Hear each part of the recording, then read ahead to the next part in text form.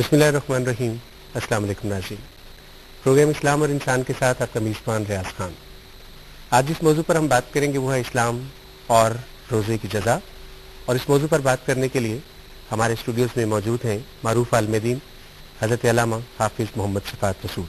अल्लामा साहब अस्सलाम वालेकुम। वालेकुम अस्सलाम व रहमतुल्लाह। अल्लामा साहब थैंक यू वेरी मच कि आप इस प्रोग्राम का एक दफ़ा फिर हिस्सा बन रहे हैं। रोज़े की जज़ा की हम बात करते हैं, जज़ा और सज़ा की हम बात सुनते आए हैं, करते आए हैं। आपसे जानना ये चाहूँगा कि अमाल की जज़ा है क्या? इस्लाम में अमाल की जज़ा का क्या तस्वुर है? कुरान पाक का ये फ़लसफ़ा है कि इंसान का कोई अमल नतीजा पैदा किए बग़ैर ख़त्म नहीं होता। इसलिए अल्लाह रब्बुल आलमीन ने फरमाया जज़ाअम बिमा कानू यामलून, तुम्हारे हर अमल की जज़ा है। और एक और जगह इरशाद बारी ताला है लैसा बेअमानियकुम वला अमानी अहल किताब मन यामल सूअन युजज़ा बिही, कि निज़ाम कायनात तुम्हारी और अहले किताब की ख्वाहिशात पर नहीं चलेगा, न चल रहा है। अल्लाह का ये निज़ाम कायनात कानून मकाफ़ात अमल पर चल रहा है। और ये कानून मकाफ़ात अमल कायनात के ज़र्रा ज़र्रा में कार फरमा है।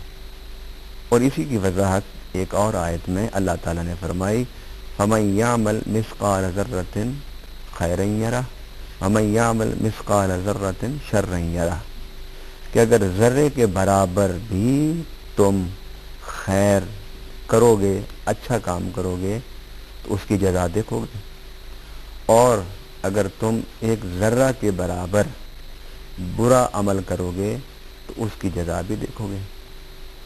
अब कुरानी फ़लसफ़े हयात के मुताबिक, फ़लसफ़े जज़ा के मुताबिक जज़ा की दो किस्में ठहरी, एक जज़ाए हसन और एक जज़ाए सय्ये। वो अमल कि जो अच्छा होगा उसका नतीजा अच्छा होगा, वो जज़ा है, उसको नतीजा कह लें, उसे जज़ा कह लें। और अगर बुरा अमल तो उसका नतीजा भी बुरा होगा। रब्बुल आलमीन ने अपनी तमाम इल्हामी किताबों में और बिलखुसूस कुरान पाक में ज़हन इंसानी में ये बात उतारने की पूरी कोशिश की है और समझाने की कोशिश की है कि हर अमल का रद्द अमल ये एक अटल कानून है, ये एक अटल ज़ाब्ता है, और इसी पर अल्लाह ने इस निज़ाम फितरत के को कायम रखा हुआ है। वैसे तो जो जब चाहे वो उसको तब्दील कर दे, लेकिन उसने कायनात में दो किस्म के मज़ाहिर रखे हैं, एक मज़हर कानून और एक मज़हर कुदरत।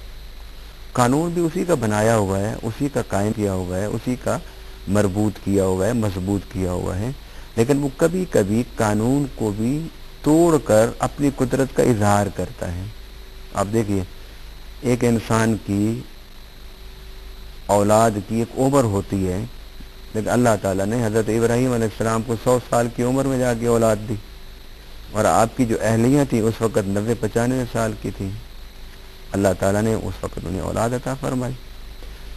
अल्लाह ने इंसान अव्वल आदम को मिट्टी से पैदा किया, लेकिन हज़रत हव्वा को ना नुतफ़े से पैदा किया, ना मिट्टी से पैदा किया, हज़रत आदम की पसली से पैदा फरमा दिया। तो इस कायनात में अल्लाह का निज़ाम मुकाफ़ात अमल कार फरमा है। कुदरत का मामला अलग है, रहमत का मामला अलग है, बख्शिश व मग़फ़िरत का मामला अलग है। लेकिन कुरान ने बेशुमार मकामात पर ये बात ज़हन में बिठाया, ज़हन में रासिख की इस बात को कि ये अगर तेरे ज़हन में बात बैठ जाएगी ना कि मेरे हर अमल ने नतीजा पैदा करना है, तो यही तसव्वुर तुझे गुनाहों से रोकना शुरू कर देगा, और यही तसव्वुर तुझे नेकी की तरफ राग़िब करना शुरू कर देगा। अमल अंधेरों में करो, उजालों में करो, दिन में करो, रात में करो, जिस वक्त भी जो अमल करोगे उसका एक नतीजा है। इसी तरह इबादत हैं, उनके एक जज़ा है। इसी तरह इबादत में रोज़ा है तो यकीनन एक अमल है, इसकी भी एक जज़ा होगी। कुरान के फ़लसफ़े جو ہے جزا اور سزا کا اس کے مطابق۔ علامہ صاحب یہ جو جزا کا تصور آپ نے بیان کیا، اس میں یہ بتائیے گا کہ آپ نے فرمایا کہ روزے کی بھی جزا ہے، عبادات کی بھی جزا ہے۔ جو ہم عام عبادت کرتے ہیں روزے کے علاوہ، اس کی عبادت اور جو روزے میں عبادت کی جاتی ہے، ان دونوں جزاؤں میں کچھ فرق ہے؟ اس میں سب سے پہلا فرق تو یہ ہے کہ حدیث قدسی میں اس مقام پر تلاوت کرنا چاہتا ہوں، پڑھنا چاہتا ہوں تاکہ میں اپنی گفتگو کو آگے بڑھا سکوں۔ نبی پاک صلی اللہ علیہ وسلم نے فرمایا کہ اللہ فرماتا ہے کہ الصوم لی وانا اجزی بہ، کہ روزہ میرے لیے ہے اور اس کی جزا میں دوں گا۔ اب یہاں پر دو باتیں اللہ نے فرمائی، نبی پاک صلی اللہ علیہ وسلم نے اسے روایت کیا اور امت تک پہنچایا۔ پہلی بات تو یہ کہ روزہ میرے لیے ہے، تو کیا باقی باتیں اللہ کے لیے نہیں ہیں؟ ایک یہ سوال پیدا ہوتا ہے۔ دوسرا فرمایا کہ میں اس کی جزا دوں گا، تو کیا باقی عبادتوں کی جزا اللہ نہیں دیتا؟ وہ بھی تو اللہ ہی دیتا ہے۔ لیکن آپ کے سوال کا تعلق دوسرے حصے سے ہے۔ روزے کے حوالے سے رب نے بالخصوص یہ فرمایا ہے کہ روزے کی جزا میں دوں گا۔